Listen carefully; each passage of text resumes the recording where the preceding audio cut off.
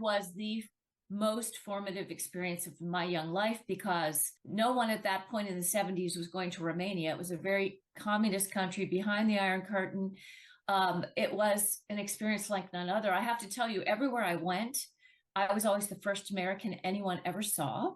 And it was not lost on me that the presumption was that Americans were evil and we were bad people, because that's what their media had told them, because they literally only had the Communist Party feeding them whatever they wanted to say. So this was an incredible moment for me in Romania, to be talking in my very poor French to Romanians, that's their second language, and trying to have a Romanian teenagers talk to the American teenagers with me on my program. And I want to be honest with you, at that moment, I remember standing in Romania thinking, I don't know what my life's going to look like when I'm a grown up, but I have to do something like this. I won't go into the whole story, but let's just say I went to East Berlin every year. And one year I broke all my own rules for my students. I didn't tell anyone I was going. I went by myself. I stayed too late. And I actually was detained at the Berlin Wall for probably, they took my passport away and I was detained for several hours. And it was a very interesting experience for me to really understand and appreciate what democracy and freedom really means. Because in those hours, where no one knew where I was, I realized that what blessings we have to be able to come back. But the East Germans that eventually, I spoke to the security guards because I stayed calm. I spoke very politely and I was insistent that everything was fine. They eventually let me go back. And the East Germans in the line with me to help me through, helped me get on the right train, because I was so unnerved I was going to get on the wrong train and go further into East Germany. Again, people are wonderful. People are people, all trying to help each other. So at one point in my career, I was deeply honored to be the person who was sent all through the then Soviet Union to convince ministries of education to sign the first agreements of ever allowing high school long-term exchanges between Soviet and communist countries in our country. And one of my favorite was Lithuania. I took a 12-hour train ride that turned out being a 15-hour train ride from St. Petersburg to Vilnius, and there was no heat on the train, no food on the train, but I shared this compartment with this lovely couple. He was a veteran from World War II. They shared their food with me, and I bought blankets for all of us. And I stepped off the train, and the gentleman I worked with in Lithuania said, "Welcome to Lithuania. We're thrilled you convinced the ministry to let this happen. And by the way, there's no hot water. The electricity's on every other day, so there's no shower for you, but we'll get you a cup of coffee."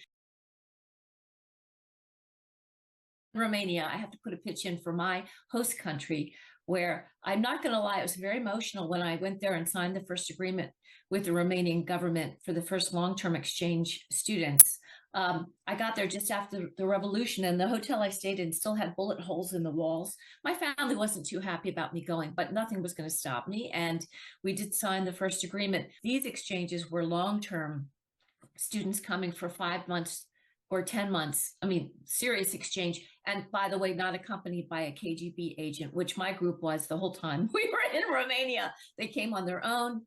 They stayed with families. It was a true, pure, real exchange experience for these kids. And they went back, and many of them started volunteer organizations in their countries, because volunteerism is not a thing in most of the world like it is here. This is something beautiful that we as Americans export out to the world.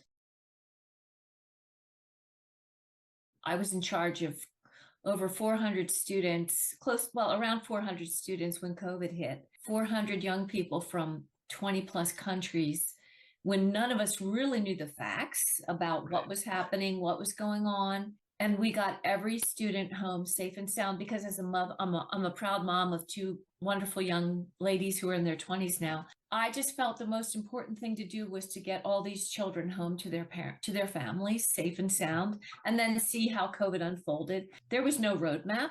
There was no advice that we could follow. I had to follow my gut instincts, knowing that as a mother, I wanted these children to be safe, and I had to keep everyone calm, because not only were the students and families freaking out, we were all freaking out, right? But the courage I saw during that time frame, you cannot believe what these families did for these kids.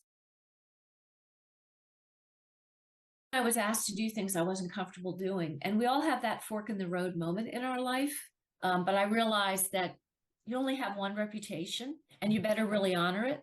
That was a pivotal moment in my life where there was a fork in the road, and I know I took the right fork. When you're up against these personal and professional challenges, you've got to remain true to your soul, your integrity, and your belief system. And then somehow things do always have a way of working out. And I'm no Pollyanna. Life is bittersweet. You've got to savor the sweet and deal with the bitter. But if you stick to that road in your life, to what you know is right to do,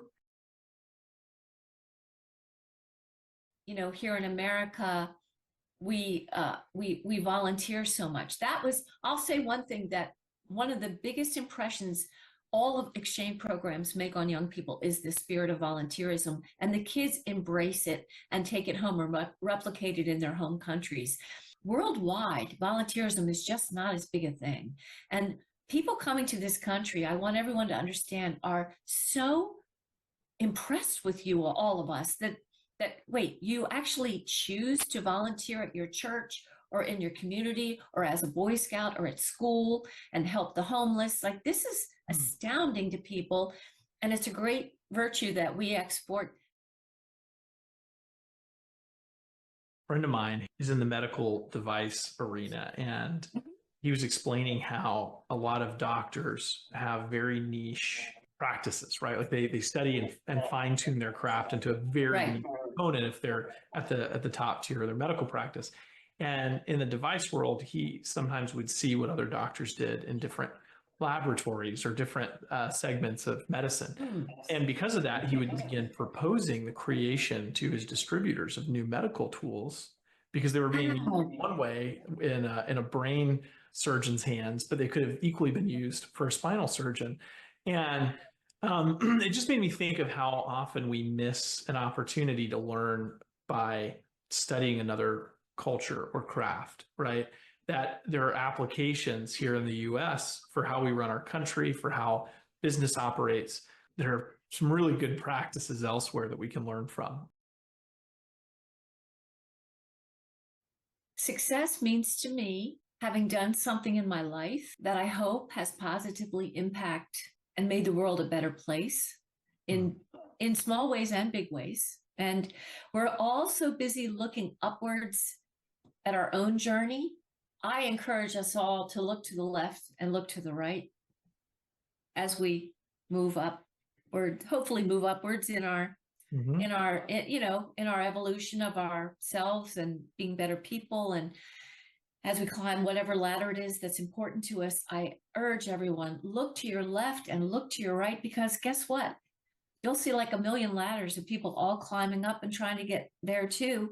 And we're all trying to do it in a way, well, we all should try and do it in a way that helps each other. That's replicating success, right? If you enjoy this podcast, please make sure to subscribe. And to stay updated on everything that the Action Catalyst is up to, make sure to follow us on Facebook and Instagram at Action Catalyst Podcast, and on Twitter at Catalyst_Action. And thanks for listening.